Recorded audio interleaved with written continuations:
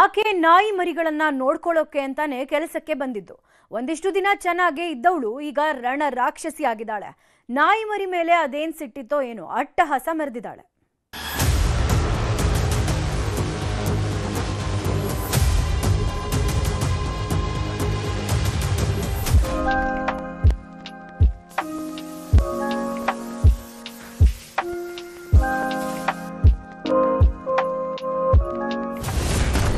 ನಾಯಿ ಮೇಲೆ ಮನೆ ಕೆಲಸದಾಕೆಯ ಅಟ್ಟಹಾಸ.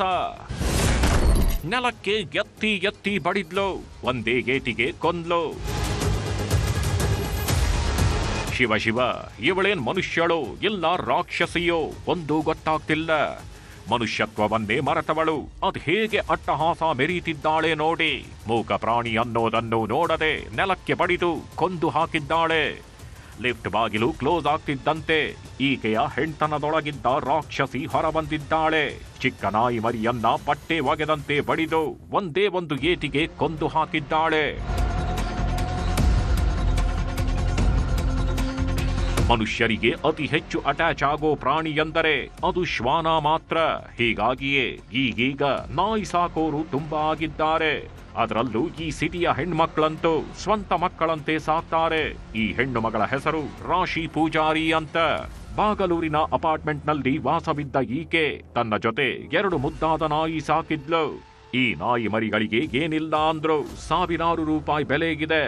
ಹೀಗಾಗಿ ಗೂಫಿ ಅನ್ನೋ ತಳಿಯ ನಾಯಿಯನ್ನ ಕಳೆದ 4 ವರ್ಷದ ಹಿಂದೆ ದೆಹಲಿಯಿಂದ ತರಿಸ್ಕೊಂಡಿದ್ರಂತೆ.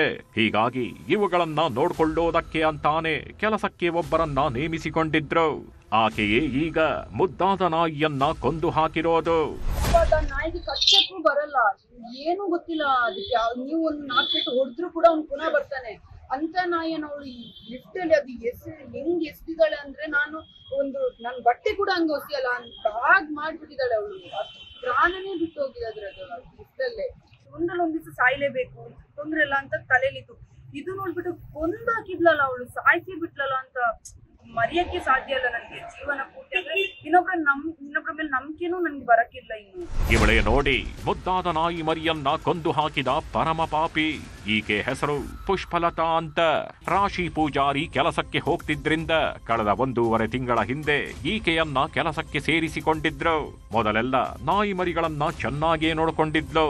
ಹೀಗಾಗಿ ರಾಶಿಯ ನಂಬಿಕೆಯನ್ನು ಗಳಿಸಿದ್ಲು. ಆದ್ರೆ 3 ದಿನದಿಂದೆ ಅದೇನಾಯ್ತೋ ಗೊತ್ತಿಲ್ಲ. ಅಪಾರ್ಟ್ಮೆಂಟ್ನ ಹೊರಗಡೆ ಗೂಫಿಯನ್ನ ಕರ್ಕೊಂಡು ಹೋಗಿದ್ದವಳು ವಾಪಸ್ ಬರುವಾಗ ರಣ ರಾಕ್ಷಸಿಯಾಗಿದ್ದಾಳೆ. ಇವಳಿಗೆ ಈ ನಾಯಿ ಮರಿ ಏನು ಕಚ್ಚಿರ್ಲಿಲ್ಲ, ತೊಂದರೆಯನ್ನು ಕೊಟ್ಟಿರ್ಲಿಲ್ಲ. ಆದ್ರೂ ಈಕೆಗೆ ಅದ್ಯಾಕಿಷ್ಟು ಸಿಟ್ಟು ಬಂತೋ ಗೊತ್ತಿಲ್ಲ. ಲಿಫ್ಟ್ನ ಬಾಗಿಲುಗಳು ಕ್ಲೋಸ್ ಆಗ್ತಿದ್ದಂತೆ ಎತ್ತೆತ್ತಿ ಒಗೆದಿದ್ದಾಳೆ. ಬಿದ್ದ ಹೊಡೆತಕ್ಕೆ ನಾಯಿ ಮರಿ ಅಲ್ಲೇ ಪ್ರಾಣ ಬಿಟ್ಟಿದೆ.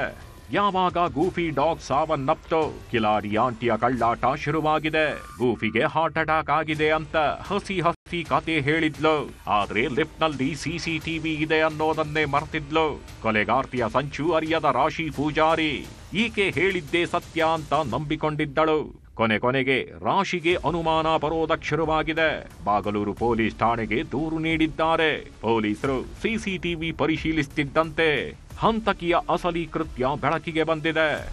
ಲಿಫ್ಟ್ ನ ಒಳಗಡೆ ಪಾಪ ಒಂದು ಮೂಕ ಪ್ರಾಣಿನ ಕರ್ಕೊಂಡೋಗಿ ಯಾರಿಗೂ ಗೊತ್ತಾಗಲ್ಲ ಅನ್ನೋ ರೀತಿನಲ್ಲಿ ಹಾಕಿ ಅದನ್ನ ಹೆತ್ತು ಒಳ್ಳೆ ಬಟ್ಟೆ ಒಗೆದಾಗೆ ಒಗ್ದಿದ್ದಾರೆ.